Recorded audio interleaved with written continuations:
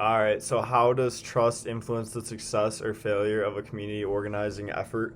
Trust is one of the most important factors in the success of a community organizing event because it determines whether people feel comfortable participating and working towards a common goal.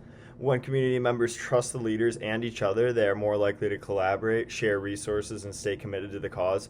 On the other hand, if there's a lack of trust, people may be hesitant to get involved, fear being taken advantage of, or questioning the intentions behind the effort.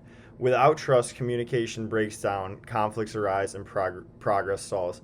Building trust takes time and requires transparency, honesty, and consistent follow through on promises. What strategies can be used to build authentic relationships with diverse community members? Building authentic relationships with diverse community members requires active listening, mutual respect, and a willingness to understand different perspectives. One important strategy is to engage with people in their own spaces, whether that's attending local events, visiting cultural centers, or simply having conversations in community gathering places. It's also essential to be open minded and genuinely curious about people's experiences rather than assuming what they need. Consistently showing up, following through on commitments, and being transparent about goals helps build credibility. Lastly, collaboration is key. Working alongside community members rather than speaking for them ensures that relationships are based on equality and a shared purpose. How do you rebuild trust in a community that has experienced broken promises or neglect? Rebuilding trust in a community that has faced broken promises or neglect takes time and consistent effort. The first step is acknowledging past mistakes and taking responsibility instead of just ignoring what happened. People need to see real actions, not just words, so following through on commitments is key. Open and honest communication helps too. Leaders and organizers should listen to community concerns, be transparent about challenges, and involve people in decision making. It's also important to show up regularly and build relationships through small, meaningful actions rather than trying to fix everything at once. Trust isn't regained overnight, but proving reliability over time can help rebuild connections and make the community stronger. How can organizers ensure that all voices are heard, especially marginalized groups? Organizers can make sure that all voices are heard, especially marginalized groups, by creating spaces where people feel safe and comfortable speaking up.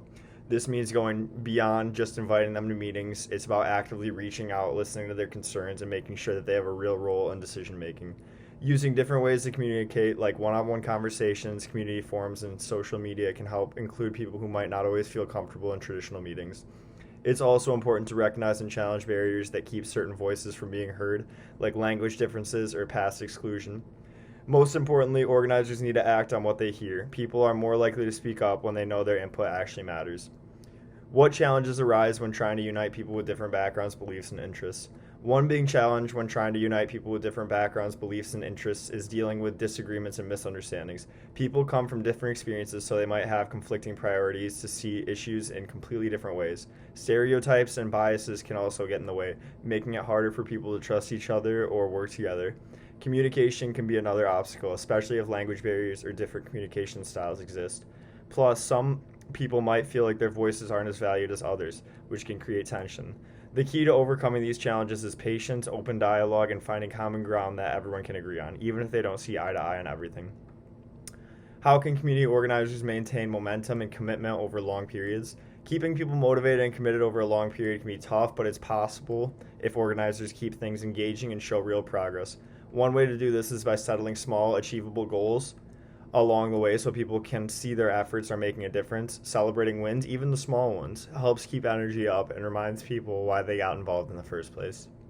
It's also important to communicate it's also important to keep communication open and make sure everyone feels valued. If people feel like their voices matter, they're more likely to stay engaged. Keeping events and meetings interesting rather than repetitive or boring also helps prevent burnout. Lastly, bringing in new members and leaders over time keeps the movement fresh and ensures that momentum does not fade out. What happens when personal relationships and movement goals conflict? How should organizers handle this? When personal relationships and movement goals conflict, it can create tension and make organizing more difficult. People might feel torn between their loyalty to their friends or family and their commitment to the cause, which can lead to disagreements or even people stepping away from the movement. The best way to handle this is through honest communication and mutual respect. Organizers should encourage open discussion where people can express their concerns without fear or judgment. It's important to separate personal feelings from the bigger goal and remind everyone why they started in the first place. If their conflict gets too serious, finding a compromise or allowing space for people to process their emotions can help prevent long-term damage to both relationships and the movement. And finally, what lessons about relationship building can we take from historical social movements? Historical social movements show that strong relationships are the foundation of lasting change. One major lesson is that trust and solidarity don't happen overnight. They take time, consistency, and shared experiences. Movements like the civil rights movement or labor movements succeeded because leaders and members built deep connections through organizing, mutual support, and collective struggle. Another key lesson is that effective movements prioritize inclusivity, making sure that different voices are heard and respected.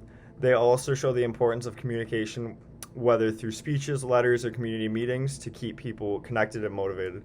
Most importantly, history teaches us that relationships hold movements together even during setbacks. When people genuinely care about each other and the cause, they are more likely to stay committed in the long run.